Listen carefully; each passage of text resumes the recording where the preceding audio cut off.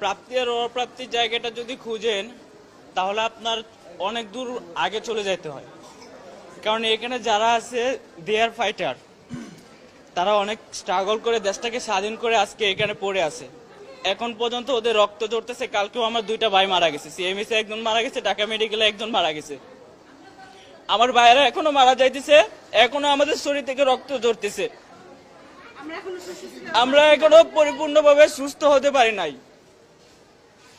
আমাদের দায়ভার সরকার নেওয়ার কথা ছিল।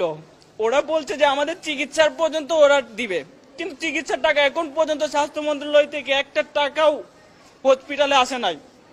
আপনারা খোঁজ নিয়ে দেখেন স্বাস্থ্য মন্ত্রণালয়ে হসপিটালে 1 টাকা দিল কিনা। তারা নোটিশ ঠিকই দিছে। আমাদের যে ট্রিটমেন্টটা এখন হচ্ছে, পুরোপুরি ট্রিটমেন্টটা মানুষের যে বিত্তবানরা আছে, বিত্তবানের ডোনারদের টাকা, সেই টাকা দিয়ে আমাদের ট্রিটমেন্টটা চলতেছে। আর সরকার এখানে ক্রেডিট নিচ্ছে যে সে টাকা দিচ্ছে, একটা টাকাও এখন পর্যন্ত আসে নাই হসপিটালে। আমাদের পেশেন্টদেরকে যে টাকাটা মানুষ দান করে যাচ্ছে, ভিক্ষা দিয়ে যাচ্ছে, সেই ভিক্ষার টাকা দিয়ে এদের চিকিৎসা হইতেছে।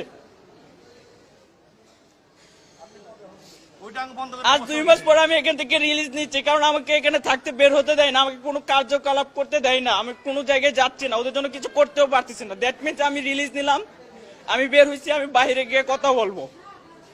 আমাকে এখান থেকে বের হতে দেওয়া হয় না, তালাবদ্ধ করে রাখা হইতেছে রুম, যে আমি লিখিত দিয়েও আমি বের হতে পারি না। ডক্টর ইউনূস স্যার আমাদেরকে যে আশ্বাসগুলো দিয়েছিল, সেই আশ্বাসগুলো কতটুকু বাস্তবায়ন হচ্ছে সেগুলো নিয়ে আমরা পরবর্তীতে তাদের সাথে বসতে চাইছি, তারা আমাদের সাথে বসতে অনীহা দেখায়। এখান থেকে হসপিটালে তালাবদ্ধ করে রাখতেছে আমাদেরকে, যার কোনো রিলিজ দিছে। এখন আমরা বাইরে যাব, কথা বলবো সব সময়।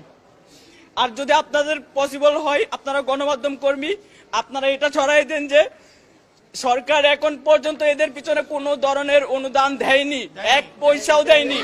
আমরা নগদ অর্থ এখন যদি সরকার আমাদের জন্য, যেমন একটা বলছিল কিছুদিন আগে 100 কোটি টাকা ফাউন্ডেশনের জন্য জুলাই আগস্ট, সেটার কথাটা বলছিল, এখন সেটা আমরা কিছু জানি না। আমাদের আশ্বাস দিয়েছে ডক্টর ইউনূস স্যার, যে বলছে আমরা সবাই মানে যারা যারা ডক্টর স্যারের সাথে দেখা করতে গেছিল সবাইকে আশ্বাস দিয়েছে যে আপনার মনে করেন সবাই চাকরি পাবে, কেউ ভাতা পাবে, কেউ 1 লাখ টাকা করে পাবে, যারা আহত হয়েছে তারা 1 লাখ টাকা করে পাবে, এমনকি নিহত যারা হয়েছে তারা 5 লাখ টাকা করে পাবে। এটা বলা হয়েছিল। বাট আমরা কোনো টাকা পয়সার জন্য আমরা দেশ স্বাধীন করিনি। আমরা যা হয়েছে সব বাদ, আমাদের চাই আমরা সুস্থরা, আমরা ট্রিটমেন্ট চাই, যে আমরা সুন্দর মতো সুস্থ হয়ে নিজের বাসায় পৌঁছাতে পারি। আমরা জাস্ট এত ট্রিটমেন্ট চাই। আমরা এমন ট্রিটমেন্ট চাই না যে অর্ধেক ট্রিটমেন্ট করে আমাদের আরেক জায়গায় ট্রান্সফার করে দিবে, আমরা ট্রান্সফার অনুযায়ী আমরা চলে যাব। আমাদের যদি কোনো কিছু, আমরা বাসায় যাওয়ার পর আমরা চলে গেলাম, কোনো সমস্যা নেই, আমরা এখানে থাকতে আসি নেই। এটা আমার বাবার বাড়ি না যে আমরা থাকবো এখানে, আমরা এখানে থাকতে আসিনি। আমাদের ফুললি ট্রিটমেন্ট করে দেখ, আমরা সুন্দর মতো, আমরা যা লাগে আমরা এখান থেকে চলে যাব, কোনো সমস্যা নেই। বাট আমাদের যদি ইনফেকশন হয়, আমাদের যদি বড় ধরনের একটা ক্ষতি হয়,